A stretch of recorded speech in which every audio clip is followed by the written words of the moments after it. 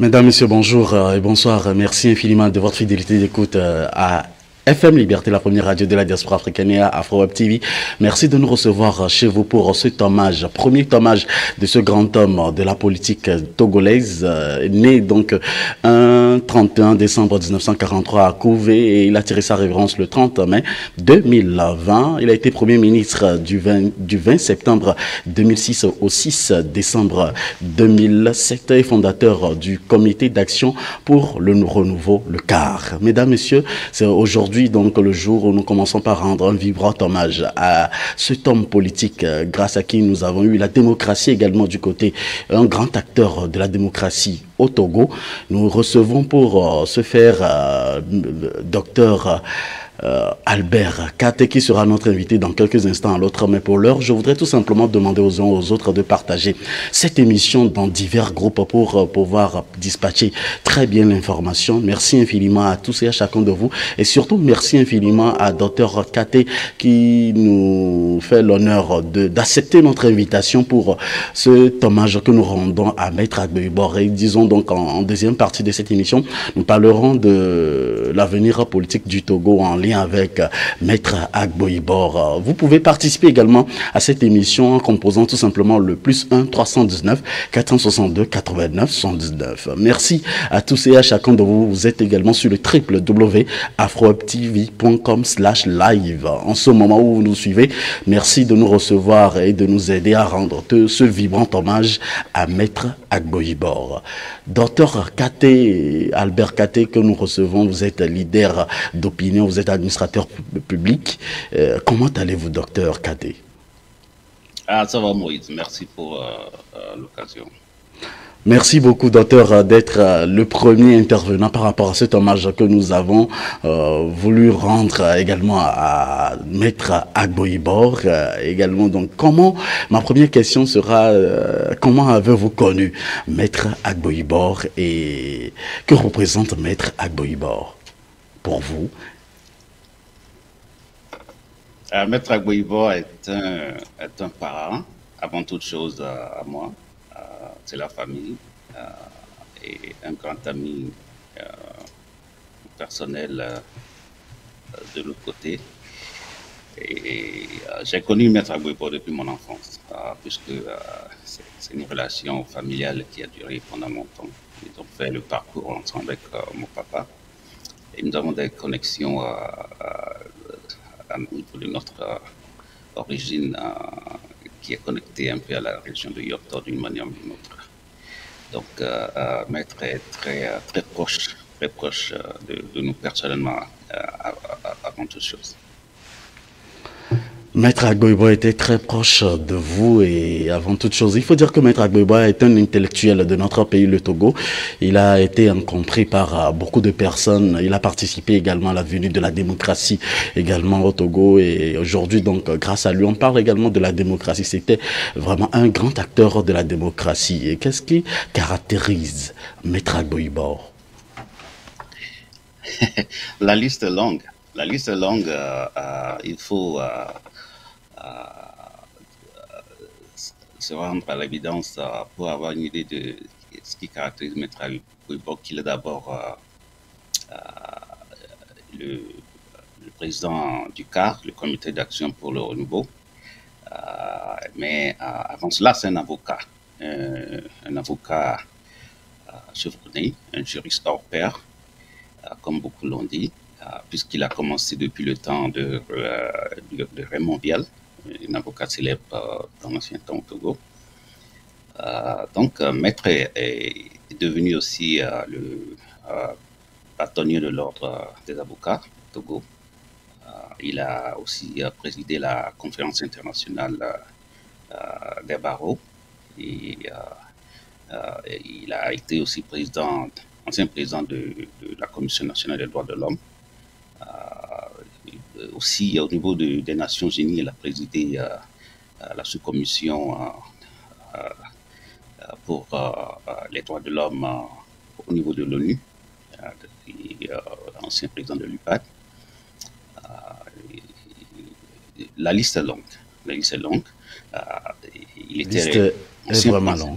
Ancien Premier ministre, Oui. du Togo, faut pas oublier ça. Et pour parler de Maître Agbouibor, on dirait plutôt caractériser, on dirait, qu'est-ce qui le décrit en fait?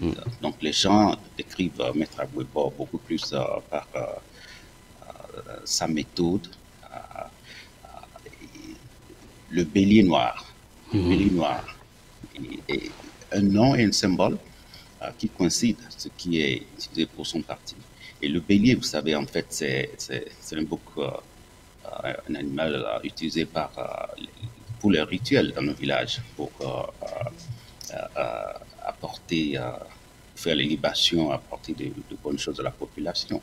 Donc, maître est comme quelqu'un qui se sacrifie pour les autres. Et vous avez vu dans son parcours, il s'est battu pour la légalisation du sourabi, une boisson locale qui était consommée sur tout le territoire de Lomé à Dapaon, que tous les villages l'oublient jusqu'à aujourd'hui. Donc, c'est ce genre de personne, le défenseur des droits de l'homme pour beaucoup d'autres personnes. Et le grand politicien aussi. Maître Agbouibor peut être aussi caractérisé par l'homme de dialogue, l'homme de consensus. Et vous êtes autour de lui, tout le monde est considéré à juste titre. Il n'y a pas de peu supérieur. Et ça, ses pairs lui apprécient beaucoup cela. C'est pour ça que beaucoup cheminent avec lui. Justement, en instant vous parlez de la méthode de Maître Agbouibor. Quelle était cette méthode qu'il utilisait? Est-ce qu'il était compris à travers cette méthode-là? Et dites-nous explicitement quelle était réellement la méthode utilisée par Maître Agbouibor. Vous savez, la méthode d'Agbouibor est en étude actuellement, même au niveau du colloque organisé par les universités au Togo pour son mémoire. Et vous savez, c'est une question de dialogue. C'est comme nous disons le consensus. Le même Maître Agbouibor, dans sa méthode, privilégie le dialogue. Et ça l'a beaucoup aidé à avoir beaucoup d'acquis à son actif. Si nous voyons au niveau du Togo tout ce qui a été fait depuis qu'il a le leadership de l'opposition dans les années 90. Et bien avant même, je veux dire, depuis 1987, même Maître Agbouibor, quand il était à l'Assemblée nationale, il était rapporteur général de l'Assemblée quand il a démissionné pour protester contre l'annulation de la célébration du 27 avril. Beaucoup ne savent pas cette histoire. Et le lendemain, Eyadema a donné l'ordre de ne pas voter contre cela, de laisser tomber, de continuer à célébrer le 27 avril. On parle de 87. Et ce n'est que par la suite, 90, que beaucoup ont commencé par le connaître quand il a pris le devant de la défense des droits de l'homme. Et Maître Agbouibor est beaucoup sur beaucoup de fronts. Donc, on peut aussi le caractériser comme quelqu'un qui est un homme d'amour. Un homme d'amour parce qu'il a toujours démontré au milieu de ses luttes politiques son amour du prochain et aussi pour ses adversaires, la considération des adversaires. Et si ceux qui le connaissent, même ses adversaires politiques, vont te dire que lorsqu'il travaille dans toute le pays, que ce soit les gens du RPT ou de l'UNIR, il est toujours là. Et c'est surprenant quand il arrive, vous voyez les gens parler de lui. Voilà, Agbouibor. Et ça, c'est la main tendue, c'est ce qui fait Maître Agbouibor. Et je vais prendre à témoin le ministre Bahara et le ministre Rimon qui ont laissé des mots d'hommage en sa faveur. Et ils ont parlé des moments qu'ils ont célébrés ensemble dans leur parcours politique, ce que beaucoup ne savent pas. Et je peux aussi dire que Maître Agbouibor, c'est les résultats. C'est un homme pragmatique et quand il se bat, il y a des résultats que vous allez comptabiliser et l'intérêt général. Et l'une de ces principes, je vais dire que l'une de sa méthode, c'est, je vais dire que s'assurer que dans ses approches, il comprend l'adversaire et il prend en considération la satisfaction des intérêts aussi de l'adversaire, qui sont légitimes. Et ça, beaucoup ne l'ont pas. Voilà, maître. Vous parlez à l'instant donc de ses adversaires et également donc de ses collaborateurs. Est-ce qu'il a été vraiment compris par ses collaborateurs? Et quand on prend, quand on parle aujourd'hui de la démocratie au Togo, est-ce qu'il a été le seul à mener pour cette lutte de la démocratie, puisqu'il a travaillé avec Faure Essaouzimna Gnassingbé, l'actuel président du Togo. Il a travaillé également avec son papa, qui est son excellence Eyadema Gnassingbé, qui a tiré également sa révérence. Alors, quel était véritablement le lien entre Maître Agboibor et ses adversaires, et également donc ses collaborateurs? Maître Agboibor, c'est vrai, il n'a pas été compris par ses pairs, mais ce n'est que tardivement. Et les conséquences sont là. Donc, il n'y a plus d'acquis en faveur de qui que ce soit depuis qu'il est devenu l'objet de tous les tirs.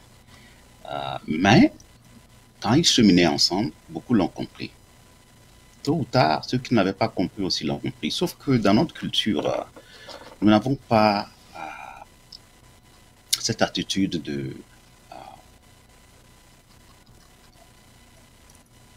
d'avouer à nos prochains que nous avons mal jugé et tu avais raison.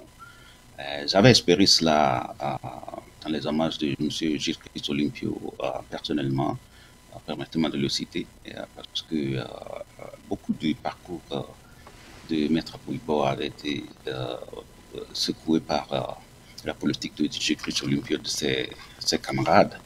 Mais tôt ou tard, toutes les actions posées par Gilles Christ Olympio ont rejoint la méthode d'Agboibor, qui était la cohabitation avec le pouvoir, le dialogue et les réformes.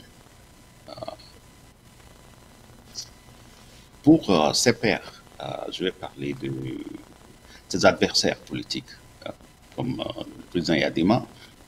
Vous verrez qu'habituellement, Maître Agboibor ne parle pas mal du président Eyadema, mais plutôt il se focalise sur le savoir-faire d'Eyadema, se focalise sur la combativité des. C'est important. Et ça veut dire que c'est un homme qui ne juge pas l'être, mais il est plutôt intéressé par le savoir de la personne, et c'est ça qu'il commente la plupart du temps. Et il donne crédit à qui de droit. Et ça, il le fait. Avec le président Faure, je vais dire qu'il y a une collaboration qui a eu sincère et une collaboration fructive entre le président Agboibor, entre le président Faure et Maître Yaoui Agboibor. Oui. Et puisque c'est de cela qu'est découlé l'accord politique global. Mais bien avant ça, il y a eu quelques rencontres qui ont réussi à cause de son esprit de confrontation et de discussion. Figurez-vous aussi qu'après 2006, la coopération a été ouverte. Et jusqu'aujourd'hui, en 2019, il y a toujours des acquis de cette rencontre avec Faure pour l'accord de Ouaga qui continue par pondre des réformes historiques jusqu'aujourd'hui. On ne peut pas créditer tous les acquis à Maître Agboibor seul, puisque le combat a eu lieu entre lui et Eyadema. Il fallait des compromis, des consensus. Et si on veut lister ces acquis, nous allons parler de beaucoup de choses. Et vous savez, on peut parler du multipartisme, on peut parler des droits de l'homme, on peut parler de la conférence nationale qui nous a amené à ce modèle de régime avec un Premier ministre qui vient s'ajouter au poste du président de la République et sur une présidentielle. Et on peut aussi parler je veux dire, la nouvelle la constitution de 1992. Ces travaux ont été faits aussi avec un travail de Maître Agboibor et de ses collègues Je peux citer le professeur Natchaba, Zoé Sadjavon, beaucoup de gens. Cette condition tient toujours jusqu'à aujourd'hui, ce pays. Et de ces acquis, on peut aussi ajouter la cohabitation du gouvernement Kofigo 1 et Kofigo 2 et le gouvernement Agboibo, qui sont des cohabitations qui ont eu une collaboration de toute l'opposition jusqu'à aujourd'hui. Donc, la liste est longue. La liste est longue, vous l'avez dit. Vous parlez un instant donc de l'opposition également. Alors, Maître Agboibo est un opposant, permettez-moi le mot farouche, un opposant intelligent. Est-ce qu'il était vraiment compris par ses pairs de l'opposition lorsqu'il militait vraiment pour la libération et pour la démocratie au Togo? Je veux parler au sein de l'opposition. Au sein de l'opposition, au début, on allait dire que s'il s'agit des objectifs présentés au peuple, c'est-à-dire après la conférence de Bâle, il était question d'aller à la démocratie, au multipartisme. Et tel que cela a été présenté, c'est comme ce que nous avons ici, où nous voyons les différentes représentations du pays à l'Assemblée nationale, différents partis politiques à l'Assemblée nationale, et le président qui travaille avec une assemblée, et même dans son gouvernement, dans le régime, dans le gouvernement, il y a tous les partis qui sont représentés. Le multipartisme se transmet de l'Assemblée et dans le gouvernement, dans la cohabitation. Donc les fils du pays, à travers les représentations politiques, travaillent ensemble pour améliorer la vie de la population. Donc ça, c'est comme ce que nous voyons ici. Et la cohabitation, que ce soit en Europe comme aux États-Unis, dans les pays démocratiques. Ses camarades de lutte avaient bien compris cela. Et ils ont lutté avec Eyadema pour mettre en place effectivement les bases nécessaires. Cela. Mais c'est les intérêts personnels qui ont commencé par prendre le dessus de ces objectifs-là. Et c'est de là que beaucoup ont, à travers leur parti politique, leur regroupement, changé d'adversaires, changé d'objectifs. Il n'était pas question d'animosité, il n'était pas question d'adversité, et ni de présenter Eyadema comme quelqu'un qu'il fallait abattre politiquement. Ouais, donc, ce n'est que par la suite que tout cela a changé. Mais c'est pour cela les confrontations entre Eyadema et Agboibo avaient donné beaucoup de fruits. Ouais. Donc, les pères, ses amis, avaient bien compris là où tout cela allait. Au jour d'aujourd'hui, ce n'est plus la même chose. Jusqu'aujourd'hui où nous parlons, il est toujours reculé, d'autres sont devant. Mais comparer ce qu'ils sont en train de faire, est-ce que ça ressemble à ce qu'ils faisaient en 90? Non.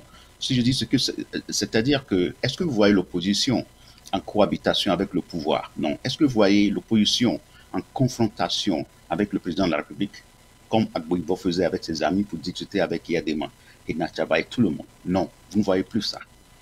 Et je vais plutôt dire que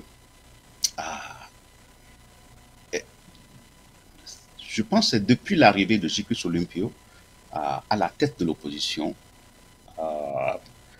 vers les 98 et plus, que le leitmotiv a changé. Parce qu'il était présenté à la population des slogans, des préjugés, je vais dire, comme quoi celui qui approche le pouvoir, ou celui qui serre la main à des mains, ou celui qui travaille avec le pouvoir, ou a travaillé même avec le pouvoir, est un vendu, un corrompu. Tu vois, donc tout le monde voulait maintenant le Messie qui ne travaille pas, qui ne serre pas la main au président, qui ne fait pas de confrontation avec le président, parce que tout cela a été diabolisé. Donc, et pour quelle cause? Et pour quelle cause ça se passait? Donc, jusqu'à aujourd'hui, la donne a changé. L'opposition d'aujourd'hui et ce qu'elle fait, tout est différent au temps de leadership d'Agboibo en 92, lorsque le pays a emmagasiné tous ses acquis, ce qui se faisait est différent. Et les résultats sont différents. Vous voyez. Mais je veux dire que oui, ils ont bien compris Agboibo, mais c'est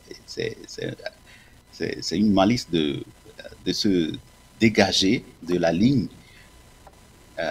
qui est la ligne prescrite par le peuple. Et malheureusement, tous ceux qui ont poursuivi les acquis partisans se retrouvent aujourd'hui avec leur parti politique et leurs miettes militants, leur base effritée. Mais les acquis, on n'en parle plus.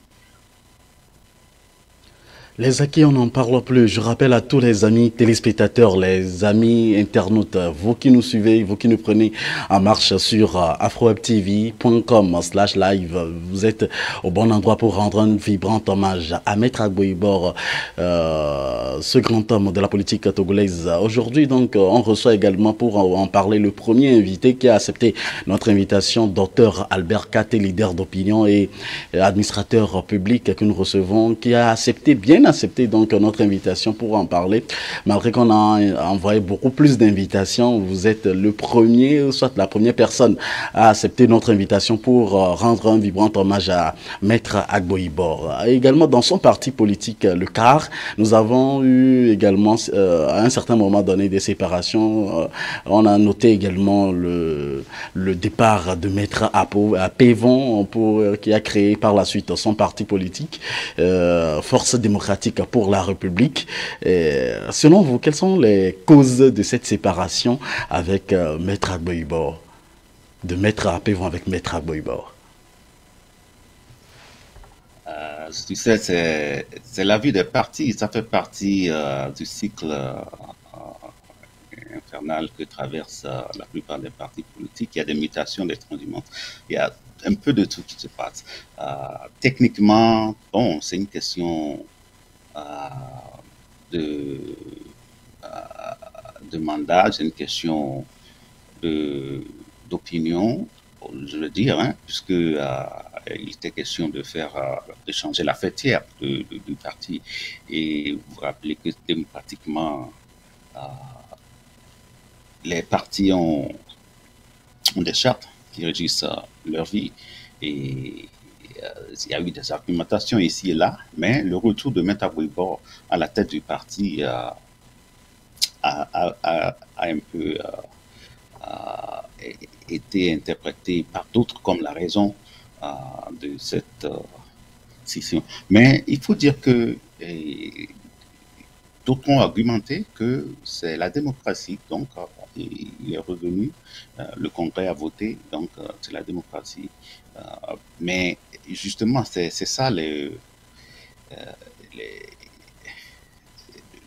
c'est ça le paquet de la démocratie. Ça vient avec de bonnes choses, parfois des choses qui sont difficiles, mais nous devons apprendre à être sincères avec le principe.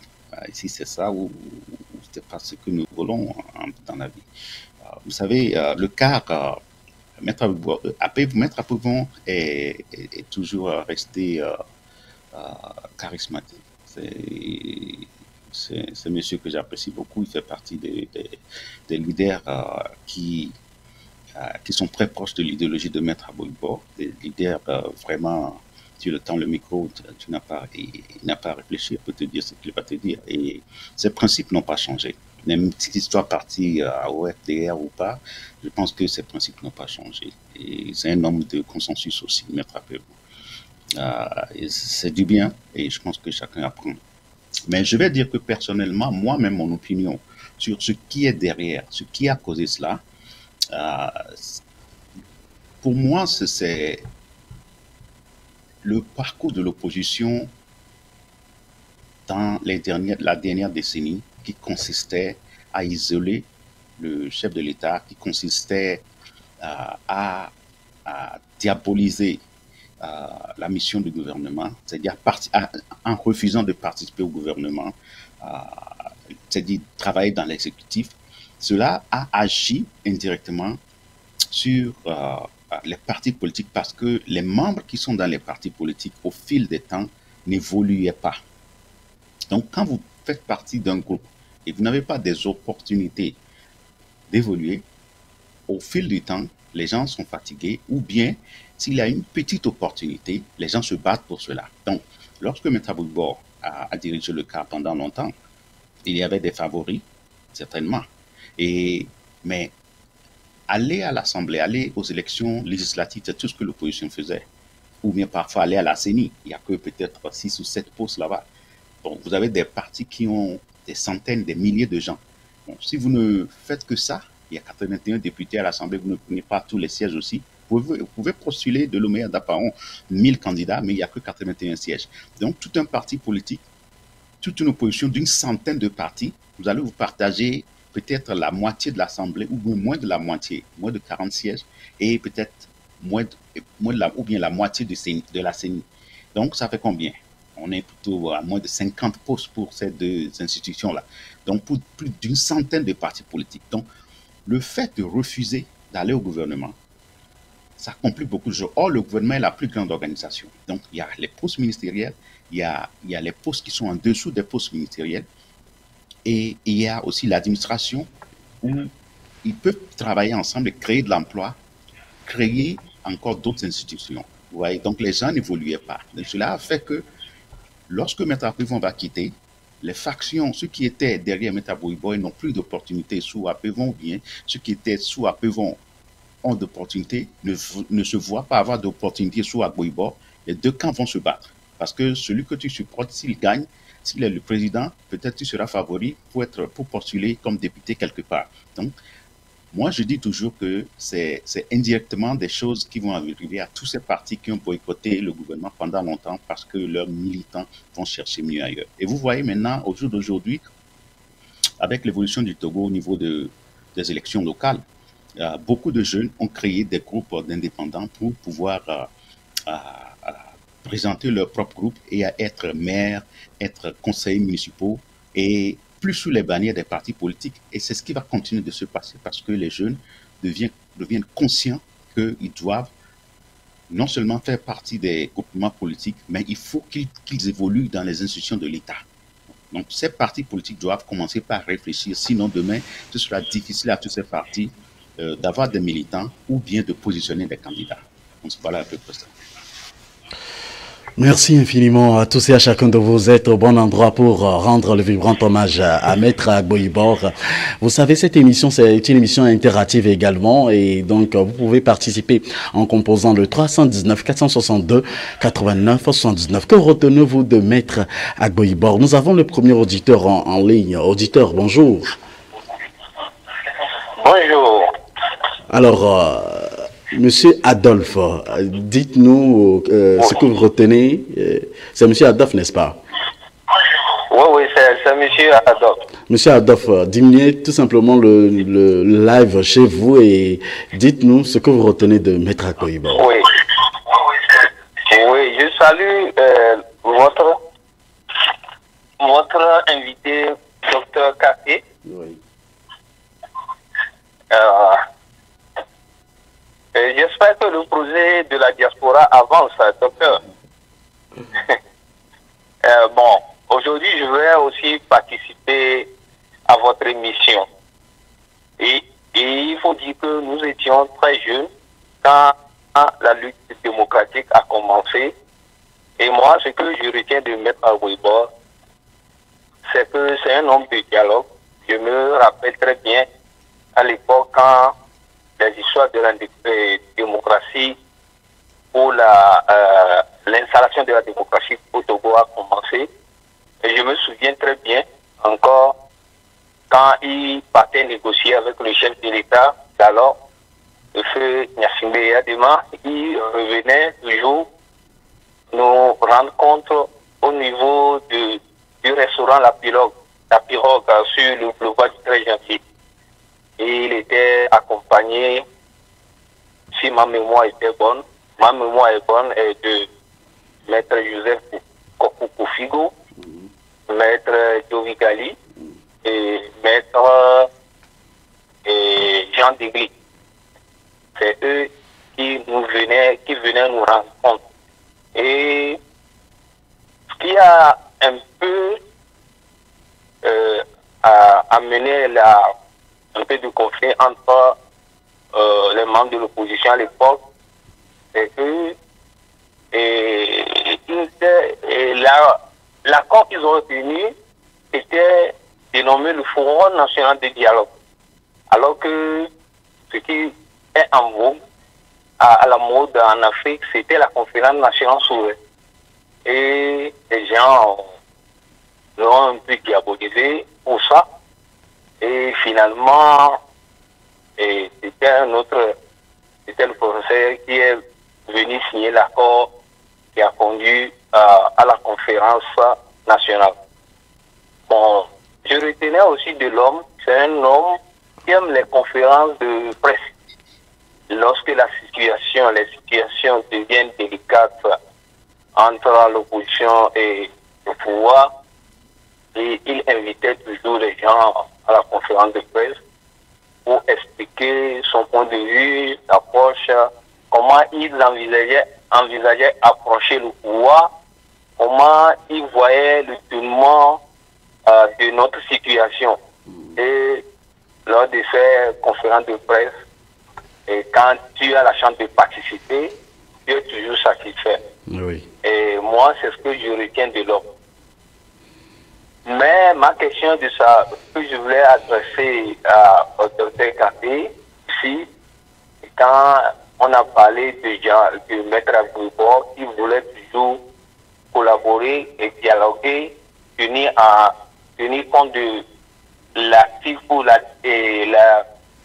comment, j'ai oublié un peu le mot, les positions aussi de l'adversaire. Maître Agbouibor a participé au gouvernement, mais à chaque fois quand il tente de s'approcher du pouvoir, il laisse toujours des plumes, c'est-à-dire au niveau des préfets, ces préfets, il y a beaucoup qui s'engagent avec le parti au pouvoir. Au niveau de la CENI, récemment, le gars qu'on a nommé est parti avec le pouvoir.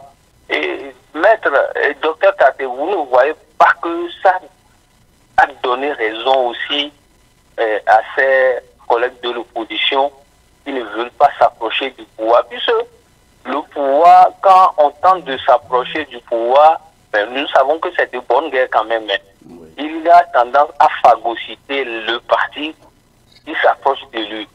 Et c'est ça qui fait peur aux autres aussi. Et vous ne voyez pas que ça a donné aussi raison à l'autre, à ses collègues de l'opposition. Merci beaucoup. Merci beaucoup, monsieur Adolphe, de nous avoir appelé et donné votre témoignage sur le 319 462 89 119. On pourrait vous recevoir si vous êtes politologue, docteur, sociologue, et vous avez un lien étroit avec Maître Agbouibor dans d'autres émissions aussi. Alors, dites-nous, docteur, vous venez d'écouter également la question de l'auditeur, de M. Adolphe, vos réactions? Monsieur Adolphe, merci pour votre pertinente question. C'est le nœud je peux dire, de certains propos qui agissent beaucoup sur la pensée de nos camarades. Je vais simplement dire que le travail que fait Maître Agbouibor et je veux dire la plupart et tous les démocrates qui sont en train de construire cette idéologie au Togo, c'est de respecter les principes. Et cela demande d'abord de bien comprendre ce que la démocratie demande elle-même. La démocratie que nous mettons en place au Togo, avec Agbouibor, c'est le pluralisme politique qui est le socle de ça. Et dans le pays où, je ne sais pas d'où vous appelez, M. Adolphe, mais si vous voyez chez vous aux États-Unis ou en Europe, tous les pays démocratiques, des grandes puissances de l'Ouest, je veux dire, vous verrez, vous avez l'opposition, le pouvoir et les autres partis qui librement participent à l'Assemblée nationale, dans toutes les institutions. C'est comme aux États-Unis, récemment, vous avez vu les élections qui ont eu lieu. Vous verrez les démocrates au niveau de la commission électorale, vous verrez les volontaires, vous verrez les républicains au niveau de la commission électorale, vous verrez aussi d'autres partis que vous ne connaissez pas. C'est une obligation de participer à cela. Ce n'est pas un choix.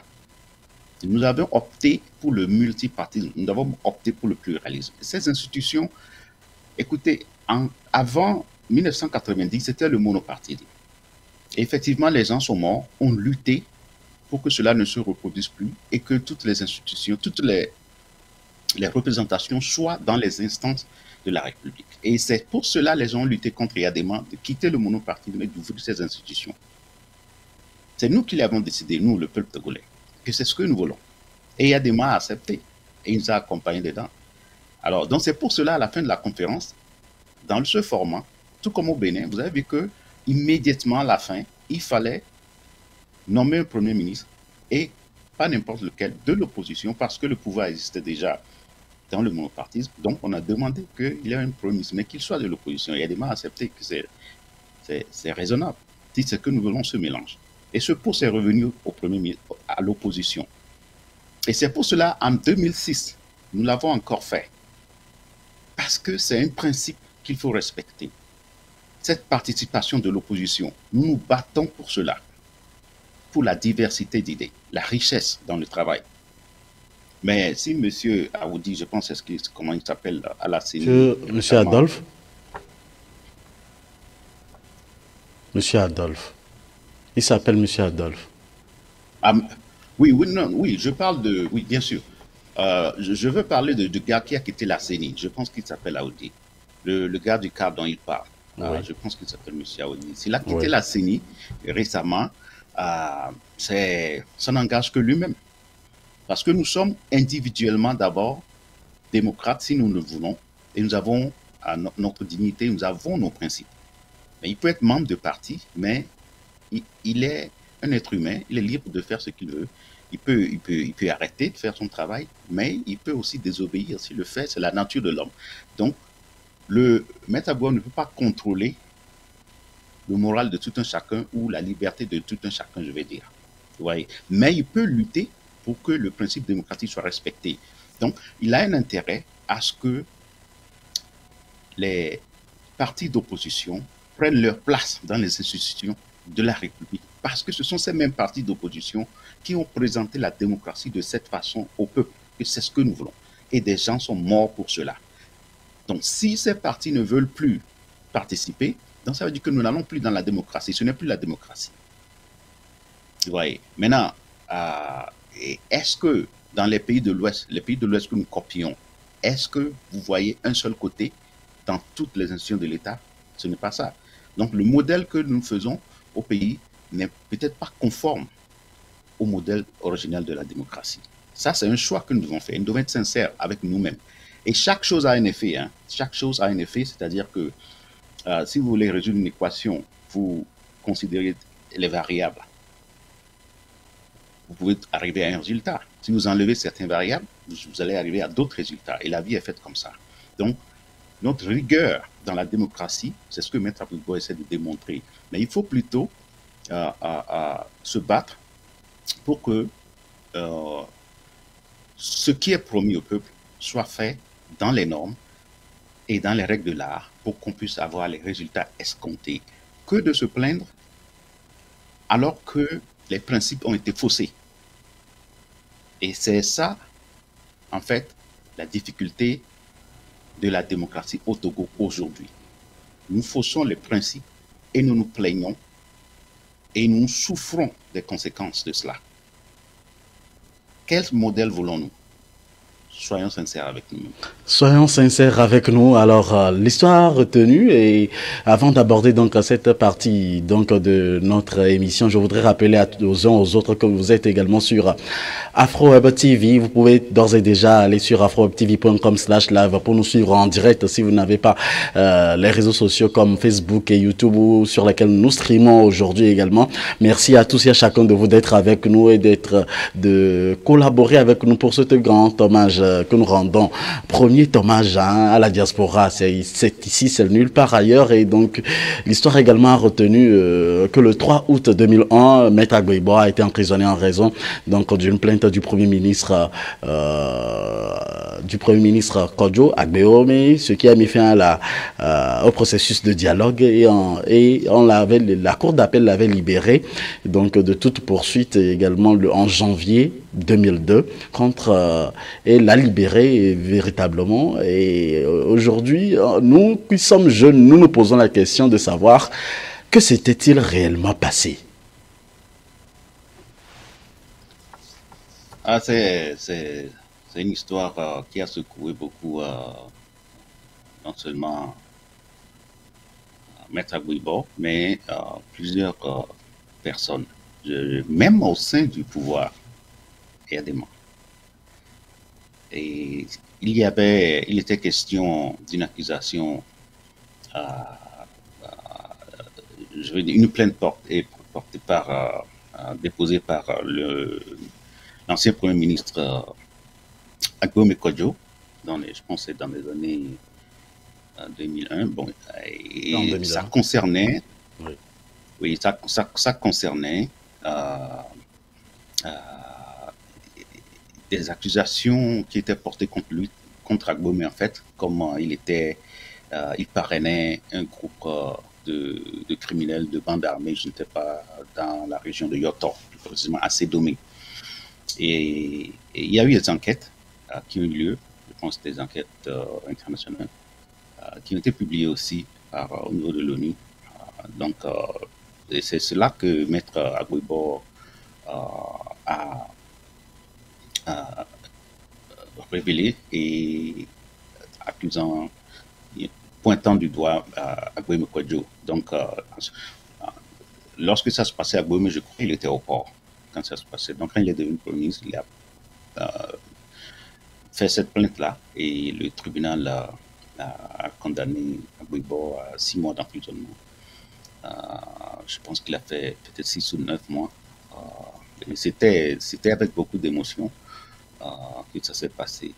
Mais, vous savez, c'est un événement qui a secoué beaucoup de personnes. Je me rappelle, je pense, même le ministre J.B. Bara actuellement, je pense à l'époque qu'il était dans une de ses sorties, je sais pas, je pense qu'il était à Genève. Il a même écrit au président Yadema de le libérer. Beaucoup ont milité en faveur d'Agbo-Ibora pour qu'il soit libéré, et de tous les camps. Donc il faut que les gens comprennent comment cette émotion a été traitée et partagée. Maître Agbo-Ibora a été très ému, parce que personne n'avait espéré cela. Mais bon, c'est le temps. On sent l'émotion dans votre voix, et vraiment, Maître Agbo-Ibora a tiré sa révérence donc le 30 mai dernier, 30 mai 2020 dernier. Et aujourd'hui, donc, nous le rendons un grand hommage à travers également cette émission Avis de la diaspora, diffusée de par le monde, qui sera relayée sur d'autres plateformes nécessairement. Alors, par la suite, Maître Agbo-Ibora a occupé également des responsabilités à la primature. Qu'est-ce qu'on peut retenir de son passage à la primature, docteur Albert Katé? C'était un gouvernement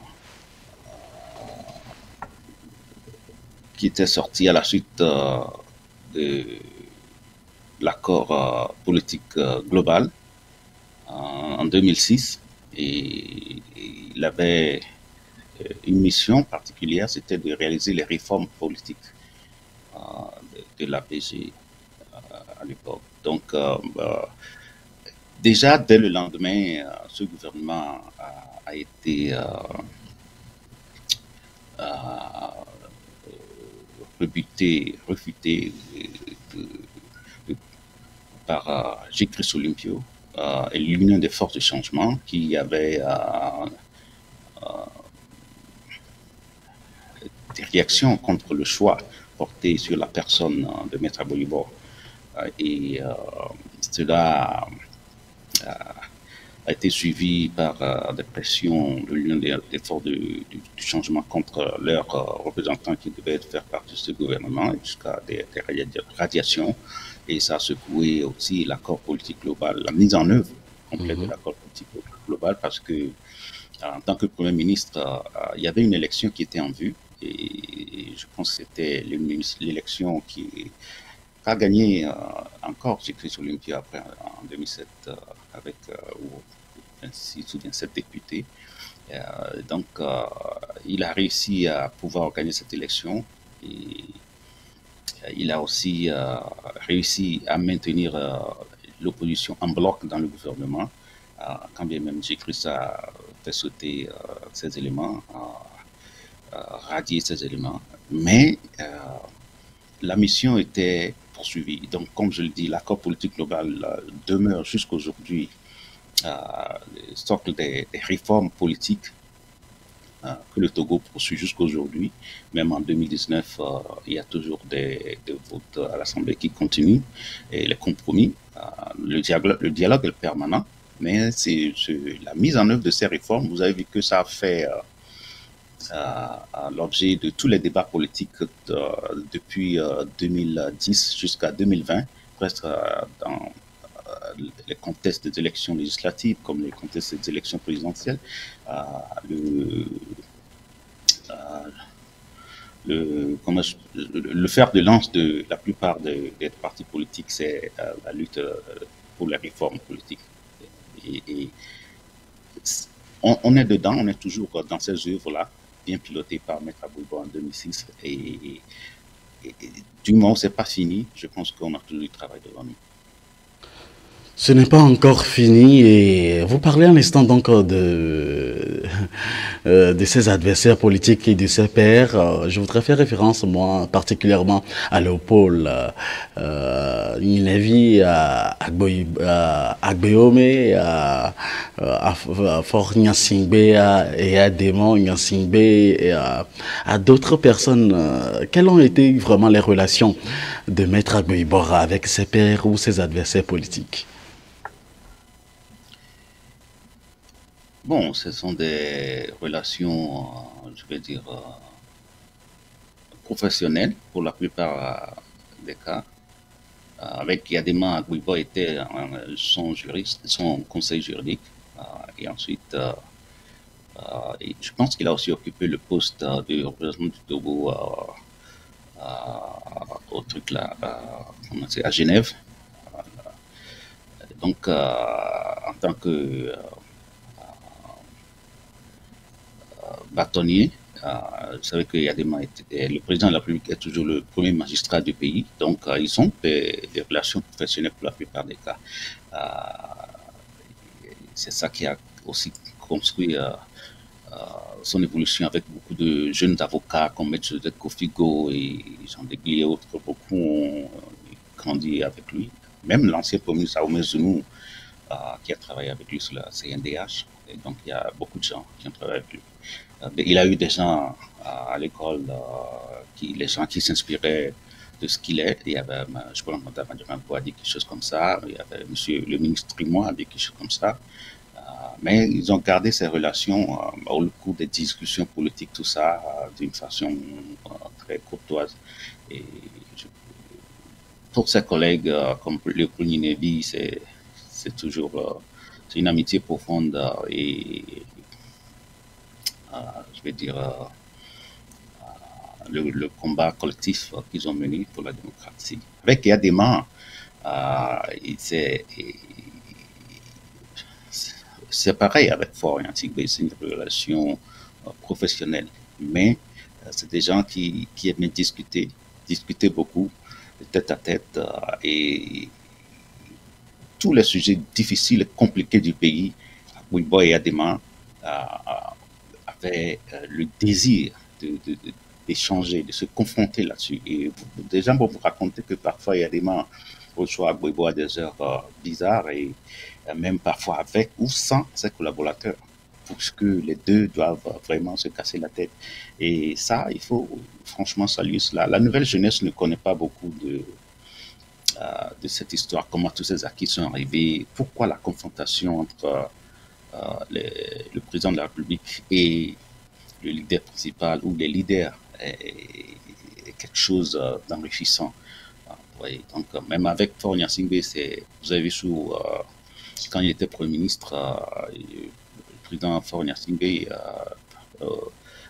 assurait le respect de Maître Gbagbo à qui il voulait s'y opposer dans son groupe, et il avait besoin de toute sa force pour qu'il puisse faire son travail et dérouler l'APG. C'était dommage que c'était plutôt du côté de l'opposition que le couac est venu contre l'APG soit Gbagbo, et c'était vraiment regrettable, et jusqu'aujourd'hui je pense que le pays continue d'en souffrir, et je le dis encore, c'est dommage que ces relations n'ont pas donné tout ce que ça devait être, mais ceux qui n'arrivent pas à entretenir ce genre de relations n'arrivent à rien donner sur la table, n'importe rien, c'est comme ça. Et je pense que Maître a profité de ces relations avec ses pairs comme de ses adversaires pour donner quelque chose au pays.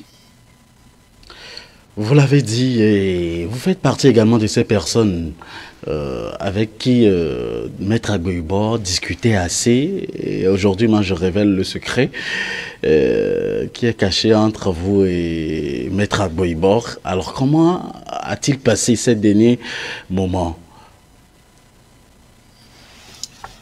Oui, Maître, je peux dire que j'étais trop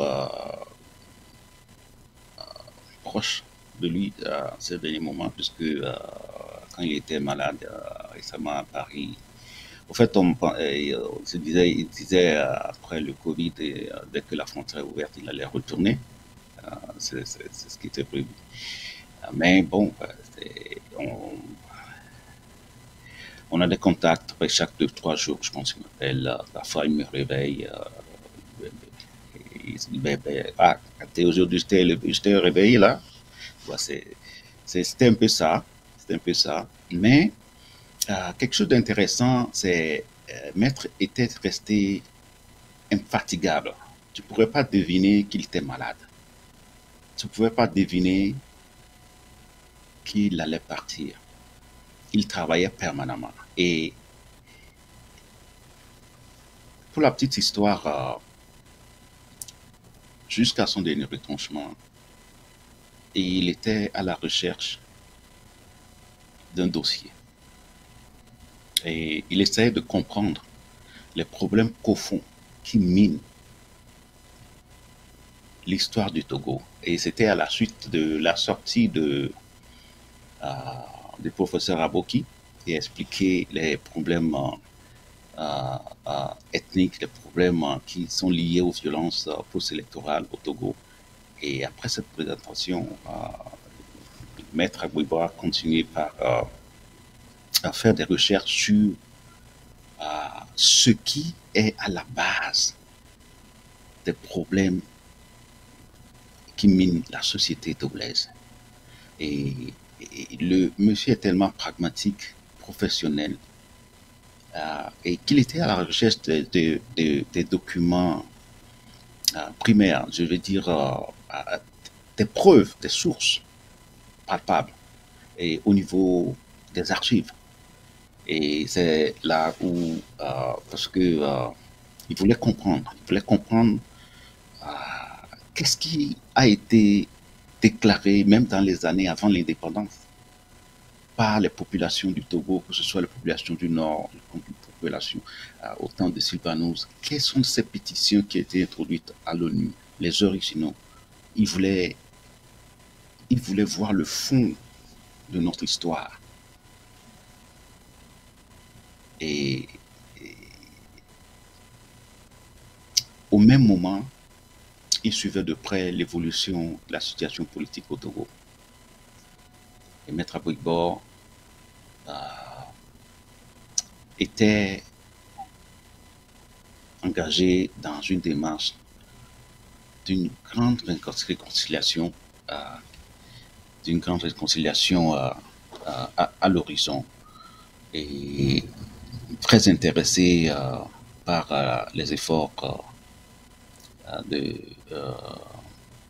du prélat, de Monseigneur Barriga, du clergé, des religieux du Togo, leurs tentatives, leur médiation qu'ils faisaient au Togo.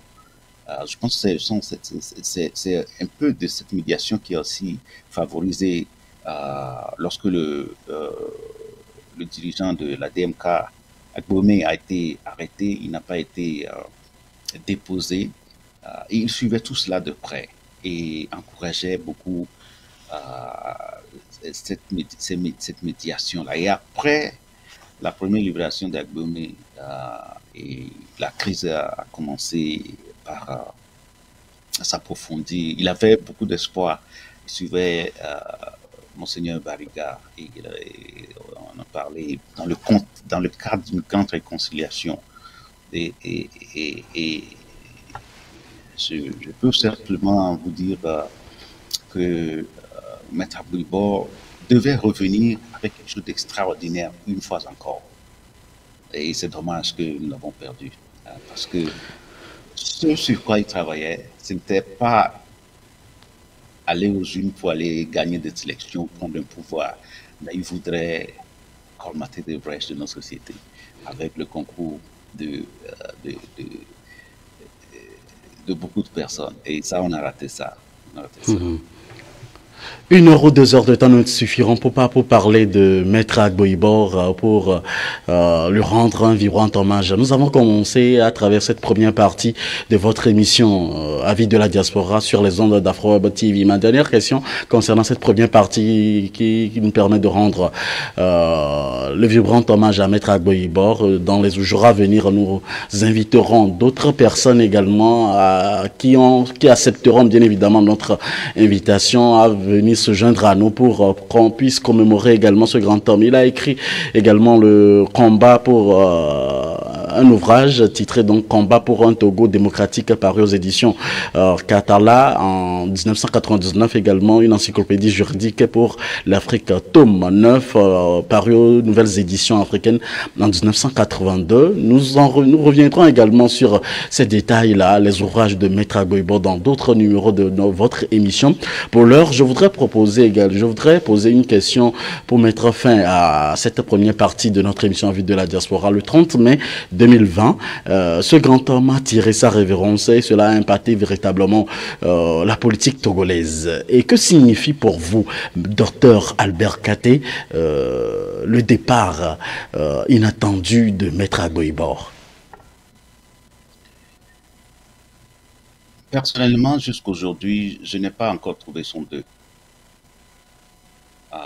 J'aurais souhaité que le Togo ait d'autres Aboibor, mais nous n'en avons pas pour le moment. Et je suis ému, j'ai peur. Je n'ai jamais entendu Maître Aboibor utiliser le mot peur que à 2 semaines avant son décès. Et il me disait si nous ne comprenons pas le dessous de ces problèmes, si nous n'arrivons pas à régler ces différends, j'ai peur que... Et il a tiqué un peu. Et j'ai peur que nous allons vous laisser un héritage que vous ne pourriez pas gérer. Et ça, c'est la première fois que j'ai entendu Maître Aboibor utiliser le mot peur. Et cela a ancré à moi l'importance de ce qu'il voulait faire, de ce pourquoi il cogitait. Il cherchait une réconciliation profonde, mais il veut voir le fond de la chose. Il veut réussir cela. Il a compris qu'il faut qu'on réussisse cela. Mais combien comprennent cela aujourd'hui? Combien continuent de faire une course en avant? Et c'est pour cela que je dis, Qui le fera? Personne. On n'en a plus. Et le Togo va manquer cela.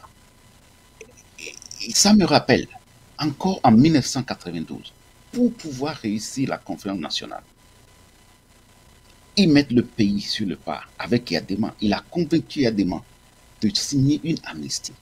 Et c'est cette amnistie qui a fait revenir Sikri Olympio au Togo pour la première fois que les gens ont vu. Et beaucoup d'opposants politiques. Il s'est sacrifié,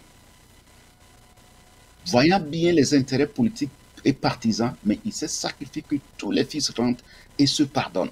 Et ce pardon a été signé par Yadema en faveur de ses adversaires politiques. Et je lui ai aussi posé la question de savoir, mais pourquoi cette amnistie, on n'en a pas pour le parti au pouvoir, pour les dirigeants de Yadema ou du pouvoir. Mais l'histoire nous montre qu'il y en a pour les opposants qui sont rentrés de l'extérieur. Je ne vais pas vous dire la réponse.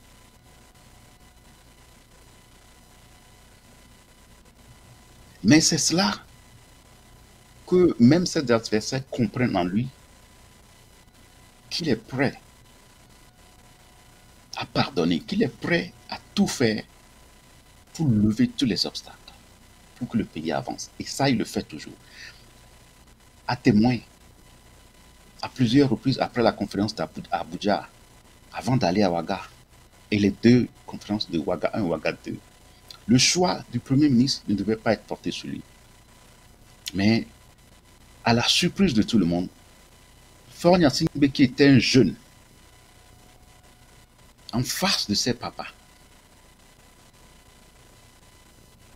a compris et a fait la surprise en portant son choix sur Maître Agboibo. Et c'est ça qui avait énervé beaucoup de personnes. Mais comment est-ce qu'il a pu comprendre cela? Qu'est-ce qu'il a vu qu'est-ce que Faure Gnassingbé avait vu en Maître Agboibo à l'époque? Il avait vu que c'est un bâtisseur, un réformateur. Et le Togo, jusqu'à aujourd'hui, n'en a plus retrouvé. Et nous n'avons plus d'acquis.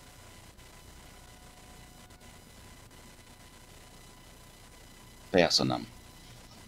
Paix à son âme, vous l'avez dit, merci infiniment à vous tous qui venez de rejoindre la grande famille des amis internautes et téléspectateurs d'Afro-Web TV. Nous recevons pour vous, pour rendre ce vibrant hommage à ce grand homme, Maître Agboibo. Nous recevons Dr Albert Kate, leader d'opinion et également donc administrateur public. Merci à vous tous de nous donner votre avis également qui nous intéresse. Vous pouvez nous appeler sur le 319 462 89 79 et nous dire également ce que vous avez retenu de Maître Agboibo. Ne commentez pas seulement, dites-nous pour vous également. Alors, permettez-moi également de lancer cet appel à tous les acteurs politiques, les entrepreneurs, les sociologues, les politologues et tous les acteurs de se joindre à nous pour rendre ce vibrant hommage. Nous sommes à bras ouverts pour vous recevoir dans notre émission Avis de la diaspora. On va prendre une petite pause, une occasion encore une fois donc de se ressourcer et revenir juste après pour aborder la seconde partie de cette émission Avis de la diaspora et surtout qui concerne l'avenir politique du Togo et surtout en l'absence de Maître Agboibo. Pour assurer votre divertissement et vous informer en temps réel, suivez toutes vos émissions et programmes préférés sur Afro-Web TV. Afro-Web TV vous propose un programme varié et diversifié sur www.afrowebtv.com. Sur Afro-Web TV, ce sont des reportages, des interviews, des émissions interactives, des débats et des documentaires entrecoupés des informations. Afro-Web TV, disponible sur YouTube et sur www.afrowebtv.com. Afro-Web TV, la télé plus proche de vous et dans vos téléphones.